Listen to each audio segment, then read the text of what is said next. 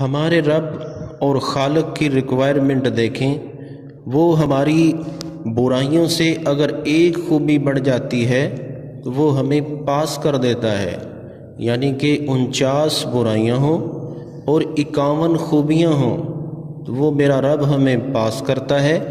اور مخلوق کی ریکوائرمنٹ دیکھیں کہ وہ بہت زیادہ خوبیوں کو چھوڑ کے صرف چند جو برائیاں اور خامیاں ہوتی ہیں ان کو پکڑ کے فوراً فیل کر دیتے ہیں۔ یہ میرے رب کی اور مخلوق کی ریکوائرمنٹ ہے۔